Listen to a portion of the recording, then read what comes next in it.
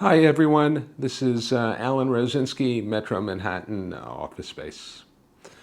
Well, I like dogs, but many landlords don't. And that can be an issue for business owners because sometimes people like to take their dogs to work. So I'm going to tell you a story. About 2.5 years ago, I was approached by a technology firm, a web designer, a well-known web design firm with offices in San Francisco and in Tribeca. And in Tribeca, they had an upcoming lease expiration. They had a ground floor, really cool space with a mezzanine. Maybe the ceiling height was about 15 feet, and they had a partial mezzanine where they had staff, and they were just jam-packed in, and they needed to expand, and they wanted to get into a better building. And they had a really pretty good budget. And you get into the larger sizes, or sizes of, say, 3,000, 3,500 plus, and there's much better availability. And they were looking from Greenwich Village down to the southern tip of Manhattan. The CEO had an apartment in Tribeca and also worked in San Francisco. So I think I probably showed them something like 75 spaces because the inventory was pretty good. And every week I would meet with one of the decision makers, kind of a fellow around 28 years old, very, very nice. And we would go view 5 or 6 different spaces. And as it got closer to the lease expiration, it was time to start to submit offers because that's what typically happens. People tend to wait to the last minute.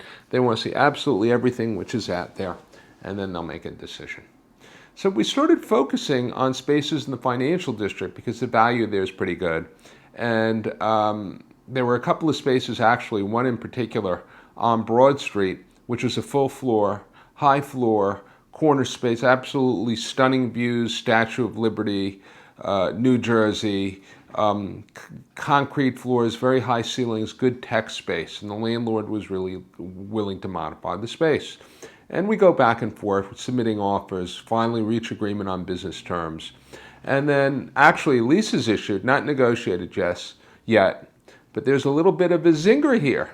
The CEO, who hadn't at this until this point really seen the space, or he had once or twice, but he comes in, I meet with him in the space, and it ends up that he has a poodle, and the poodle goes to work with him every day. And this is an issue. Buildings, institutional ownership, not pet friendly. Most commercial landlords in New York City are not pet friendly. So I started to get somewhat concerned at this point that I'd have to go back to the drawing board, and I had really put a lot of effort and time, about 5 months, and that we'd have to focus on another property and maybe go back to the drawing board because it's really the smaller landlords tend to be easier when it comes to pet-friendly situations, pet-friendly tenants who need to bring want to bring their dogs to work. But luckily, there was a workaround which was negotiated. The landlord agreed to allow the tenant to bring the pet as long as they took the service elevator up, the freight elevator up to their floor. They had a full floor. So that was a workaround. So, but my advice to you, if you don't want to waste a lot of time and you want to make your life easier, make your broker's life a little bit easier, make the process more efficient, remember to tell your broker if you're going to be bringing a pet to work, because what they'll do is they'll focus on the buildings that are pet friendly, which there's not going to be many of them. It usually tends to be side street buildings, smaller buildings, buildings which are owned by say individual owners, not institutional owners, which will allow this. Now the final workaround is, and I've heard this, I believe it does work, is if your pet is declared a service animal, if for, say, psychological or medical reasons, you need to have that pet with you. There may be certain laws which oblige the owner to permit access by the pet. Now you may ask why landlords are so adverse to having pets in their building. Let's say you have a poodle or something and they bite somebody else in the elevator.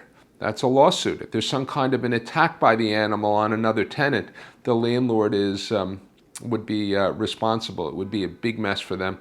I mean, also, if the dog's not very well toilet trained and there's an accident in a common quarter in a better building, well, you can only imagine that's not something that a landlord would welcome.